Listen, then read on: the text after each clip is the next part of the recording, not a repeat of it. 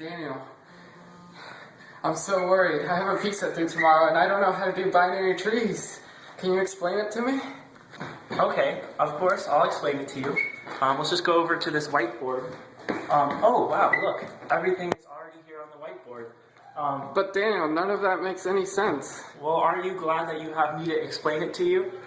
Yes. Okay, so this is the node of a binary tree.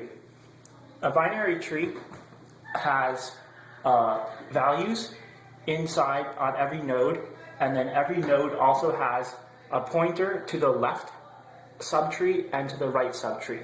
So for this node right here, this right here would be the left subtree, and this would be the right subtree. Oh. And every node of a binary subtree is also a binary tree.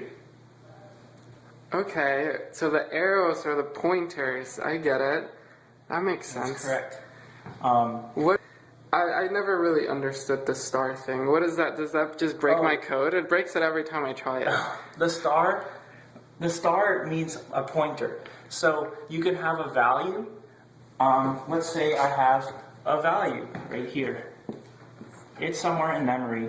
It's just floating over here in memory.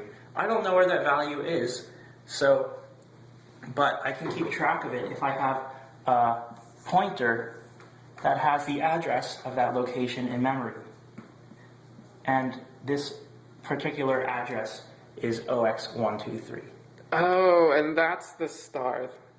Yes, this is the pointer, and what the star does is it dereferences the pointer and says, let's go to that address.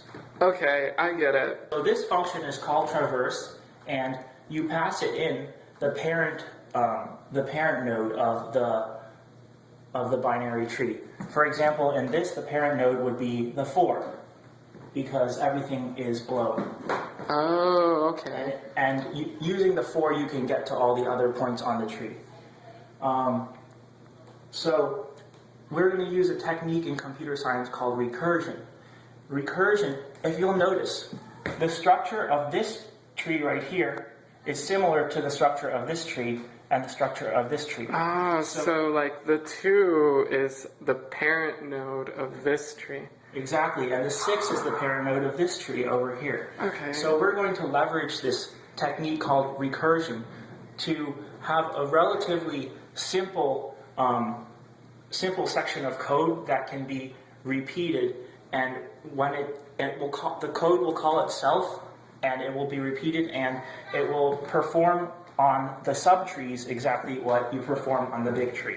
So the most important part about recursion is you need a base case, and a base case is the simplest case when you want the recursion to stop. So as you can see here, the 1, 3, 5, and 7 these nodes do not have any children. So when you pass in, they still have the pointers will just be referencing null. So if you pass in a pointer that references null, you have to check for that, and then this will just send it back to a higher level. Okay. So this is like if a tree doesn't exist, don't do anything. Exactly. Okay. And if I don't have that, is that why I get seg faults all the time? Yes. You will get a seg fault if you try to perform operations if you try to access memory that's not allocated.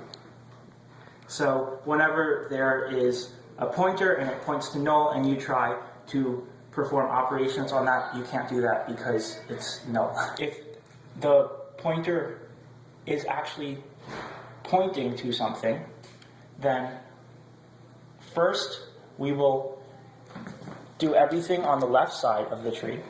We will call the operation again on the left side of the tree.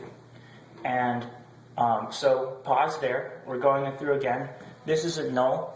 So it will get here and it'll call it on the left side of the tree. And we'll get to the 1.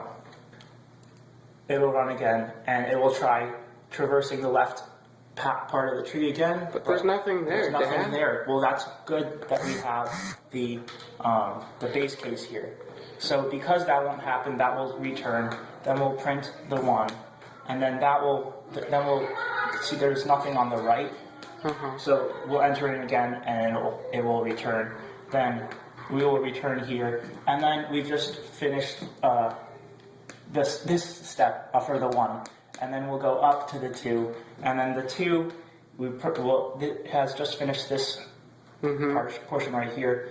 It will print the 2, and then it will do the exact same thing symmetrically on the 3, and then. Oh, so what does this end up printing?